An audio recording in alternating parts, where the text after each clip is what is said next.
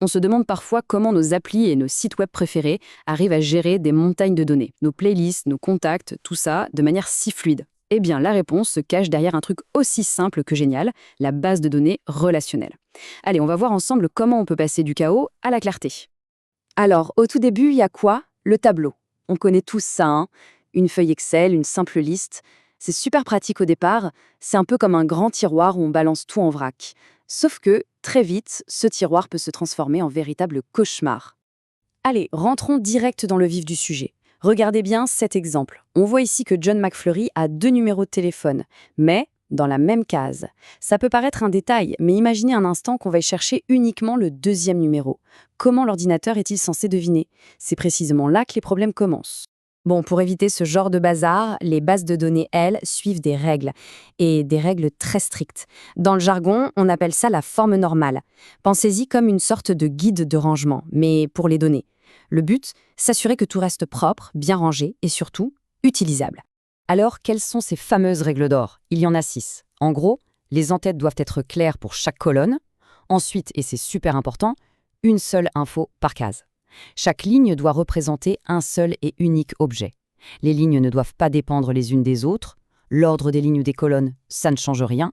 Et enfin, on ne stocke jamais de données qu'on peut calculer. Ça a l'air simple comme ça, mais c'est le fondement de tout. Ok, faisons un petit zoom sur la deuxième règle parce qu'elle est vraiment cruciale. Chaque cellule, chaque petite case ne doit contenir qu'une seule et unique information.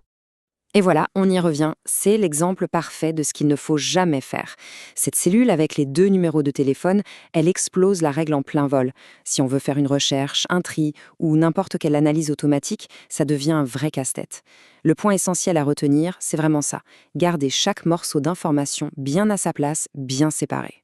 Allez, on passe à la règle numéro 4. Celle-ci dit que chaque ligne, ou enregistrement comme on dit parfois, doit être complètement autonome. Elle doit se suffire à elle-même sans faire référence à une autre ligne du tableau. Là, le problème est un peu plus subtil, un peu plus vicieux.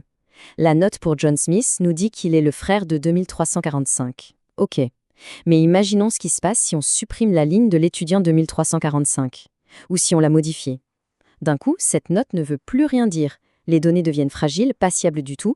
Et pour finir avec nos règles, la 6e, c'est encore une perle de bon sens. On ne stocke jamais, au grand jamais, une donnée qu'on peut simplement calculer à partir d'autres infos déjà présentes sur la ligne. Regardez-moi cet exemple. On a une colonne taxe totale. Mais en fait, c'est juste la somme des 2 semestres. C'est ce qu'on appelle une donnée redondante. Pourquoi s'embêter à stocker ça? N'importe quel ordinateur fait ce calcul en une microseconde. En ne gardant pas ce total, non seulement on gagne de la place, mais surtout, on évite les erreurs. Plus de risque d'oublier de mettre à jour le total si une des taxes change. Bon, super, on a maintenant des tableaux tout propres qui suivent les règles à la lettre. On pourrait se dire, c'est bon, problème résolu. Eh bien, pas tout à fait, parce que même un tableau qui a l'air impeccable peut se transformer en un monstre ingérable dès que les informations deviennent un peu plus complexes. Jetez un œil à ce tableau. Pour chaque étudiant, qu'est-ce qu'on fait? On répète toutes les infos de sa secrétaire, son nom, son téléphone, son bureau. Les données d'Anne Boyce et de Jessie Code sont copiées, recopiées encore et encore. C'est ça la redondance. C'est une perte de place monumentale et un vrai cauchemar pour les mises à jour. Imaginez qu'Anne change de bureau. Il faudrait penser à modifier toutes les lignes où son nom apparaît.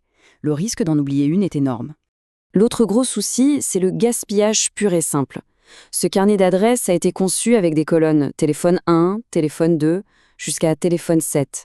Le résultat, on le voit bien, c'est un océan de cases vides. C'est terriblement inefficace. Et puis, la question qui tue, que se passe-t-il si Elena Burger a un 8e numéro? On est coincé. Il faudrait changer toute la structure du tableau. Bref, ce n'est pas du tout flexible. Alors, face à ces 2 problèmes majeurs, la redondance et le gaspillage, quelle est la solution? On pourrait être tenté de créer un tableau unique encore plus gigantesque. Mais non. Le vrai coup de génie, c'est de faire exactement l'inverse. C'est le fameux principe diviser pour mieux régner. Mais attention, pour que cette division fonctionne, il nous faut un outil absolument essentiel, la clé primaire. C'est quoi ce truc? C'est tout simplement un identifiant unique pour chaque ligne. Pensez à un numéro d'étudiant ou au code barre d'un produit. C'est une valeur qui garantit que chaque ligne est unique, personne d'autre n'a la même, et c'est grâce à ça qu'on va pouvoir tisser des liens entre nos tables. Et voilà, la magie opère sous nos yeux. À gauche, on a notre vieux tableau lourd et redondant. Et à droite, La solution, on l'a éclaté en 2 tableaux, bien plus petits, bien plus propres. Un pour les étudiants, un autre pour les secrétaires. Alors comment est-ce qu'ils communiquent? Regardez bien. Dans la table des étudiants, la colonne secrétaire ne contient plus toutes les infos, mais juste un simple code. Et ce code, il correspond exactement à la clé primaire, à l'identifiant unique de la secrétaire dans l'autre table. C'est simple, c'est propre, c'est élégant, non? Et ce même principe génial résout notre problème de carnet d'adresses. Fini les colonnes vides. On fait une table pour les personnes, avec un code unique pour chacune, bien sûr, et on crée une deuxième table, juste pour les numéros de téléphone. Chaque numéro est associé au code de la personne à qui il appartient. Du coup, Elena Burger peut avoir 8, 10 ou même 100 numéros de téléphone, il suffit d'ajouter des lignes dans la table téléphone. C'est propre, c'est super efficace et surtout, c'est infiniment plus flexible. Ce fameux code, ce petit numéro qui fait le pont entre les tables, il a un nom officiel. C'est une clé étrangère. Pour faire simple, une clé étrangère dans une table, c'est juste la clé primaire d'une autre table. C'est vraiment le maillon qui permet de relier les différentes chaînes d'information entre elles.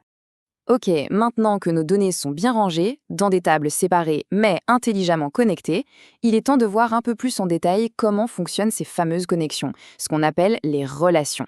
Le type de relation qu'on rencontre le plus souvent, c'est ce qu'on appelle la relation 1 à plusieurs. L'idée est simple. Un élément dans une table peut être lié à plusieurs éléments dans une autre table. Et notre exemple de tout à l'heure l'illustre parfaitement.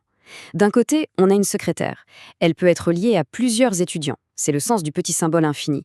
Mais de l'autre côté, chaque étudiant, lui, n'est lié qu'à une seule et unique secrétaire. C'est le petit 1 qu'on voit ici.